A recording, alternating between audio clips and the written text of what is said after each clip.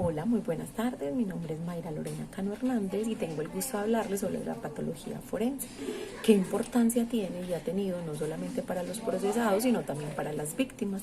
Vemos que uno de los avances de la época actual es el uso de la ciencia y de herramientas técnicas que permiten resolver interrogantes como cómo murió, qué le produjo la muerte, qué le produjo las lesiones.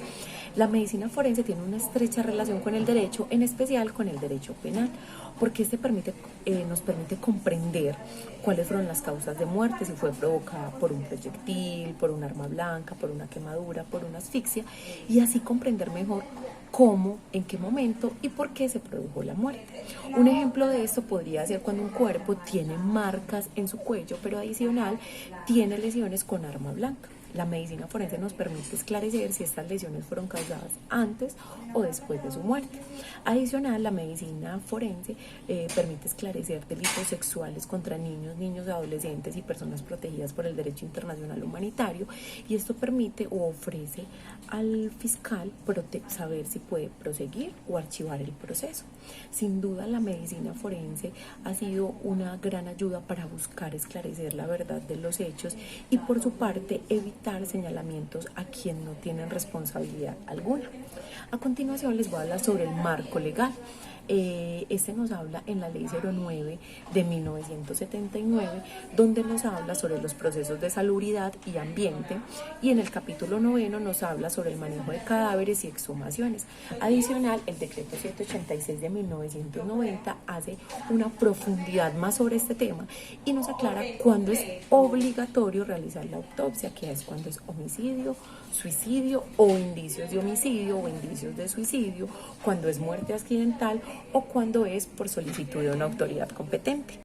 Vemos que además de los elementos materiales probatorios o de las evidencias que se recopilen, es importante que estas cumplan con toda la cadena de custodia hasta el momento en que sea solicitado por el juez en audiencia, según el artículo 10, además de indicar el lugar exacto donde se recopilaron según el artículo 13, y la firma del funcionario, quien recopila, examina y custodia todo el material probatorio según el artículo 11. En clase tuvimos el privilegio de analizar dos sentencias. Yo les voy a hablar sobre la sentencia T-708 del 2010, donde se aborda la muerte de un joven en circunstancias no esclarecidas, donde su investigación arrojó inicialmente que fueron sospechosos 3 amigos que estaban con él en el lugar de su muerte. Conforme a lo recaudado en elemento material probatorio, que posteriormente fueron sometidos a exámenes forenses, se pudo determinar una alta probabilidad de suicidio, por lo tanto no se podía iniciar en el proceso penal. Vemos que, de acuerdo con el relato que esboza la Corte Constitucional, fueron varios los elementos que condujeron al fiscal a no seguir con el proceso, que anteriormente pues se llamaba indagación, hoy se conoce como acusación, y fueron el ángulo del proyectil, la pólvora que se tenía entre las manos del occiso, y como todo el material que se tuvo de la autopsia de su cuerpo y las fotografías en el lugar donde se encontraron a las víctimas. Vemos que todos estos elementos materiales probatorios apuntaban a una autolesión, y como eso no quedó claro, se aplicó el principio de presunción de inocencia para estos 3 amigos. Entonces esto nos muestra y nos deja muy claro de que, de no existir la medicina forense, pues pudo haber seguido este proceso de la etapa judicial y poder señalar a estos 3 compañeros con fundamento simplemente en los testimonios. Entonces eso es una muestra del avance y de lo que va a seguir avanzando la medicina forense para esclarecer todos los hechos. Buenos días, compañeros y docente. Mi nombre es Joshua Mira Espinosa y a mí me corresponderá hablar sobre el dictamen pericial de embriaguez.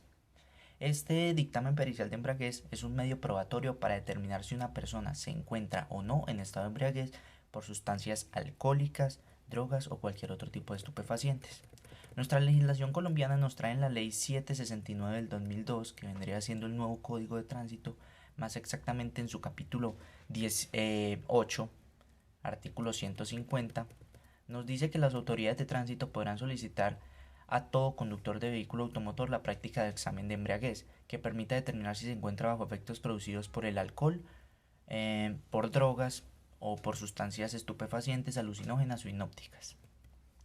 Teniendo en cuenta lo anterior, nos viene una duda a la cabeza, y es cómo un agente de tránsito, pues en sus plenas capacidades, puede determinar el grado de embriaguez de un conductor.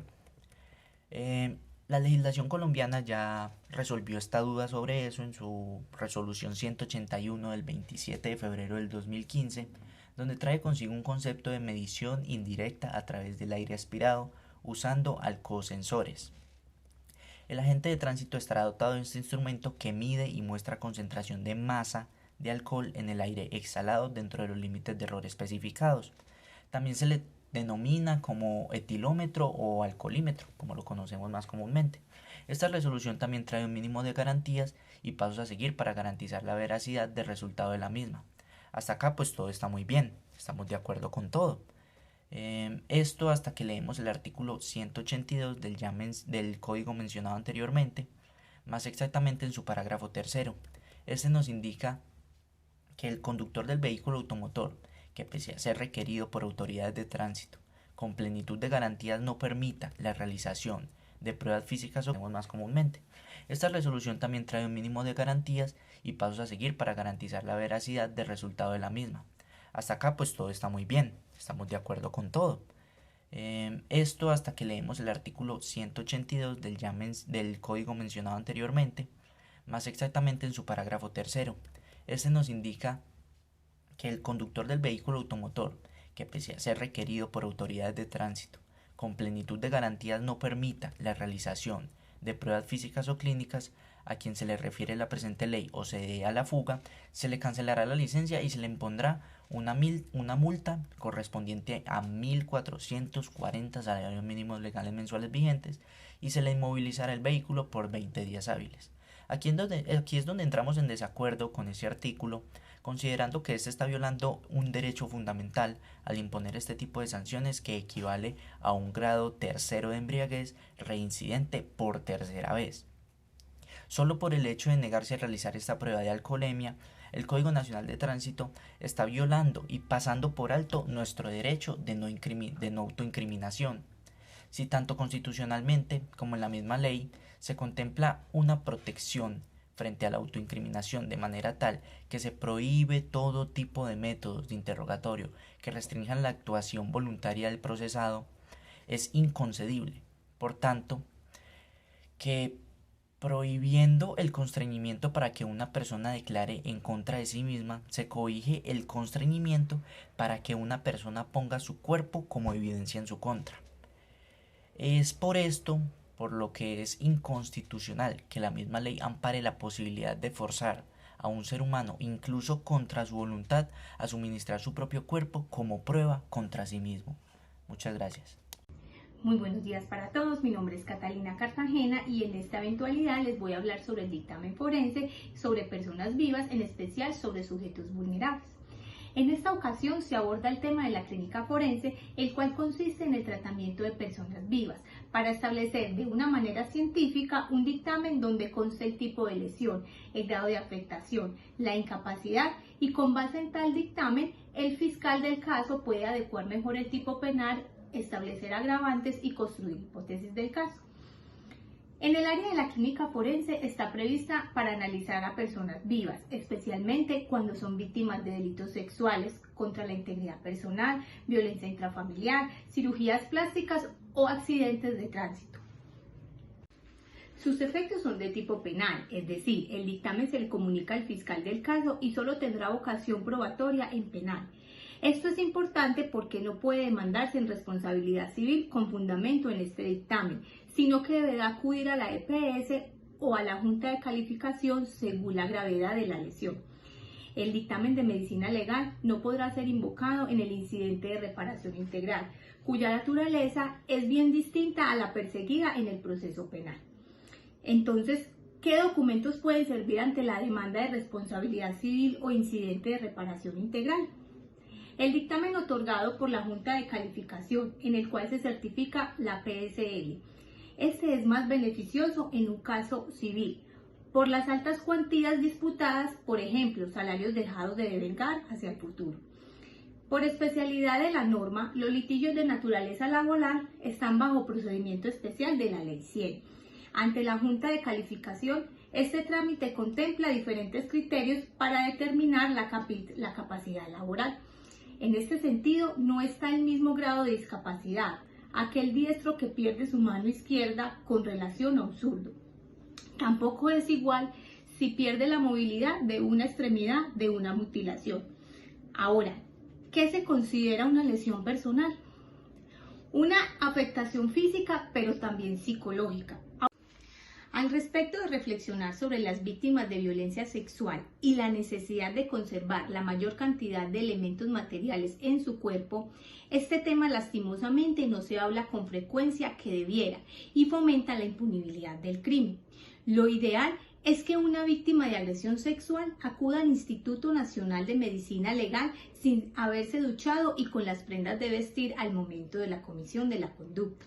Es muy triste porque psicológicamente las víctimas se sienten sucias, instintivamente van a ducharse para intentar despojarse de este sentimiento, sin saber que se pierden elementos materiales que pueden ser de utilidad para la investigación penal.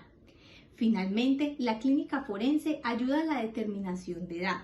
Este tipo de exámenes son importantes para establecer si la persona es menor o mayor de edad, para efectos de establecer su responsabilidad penal.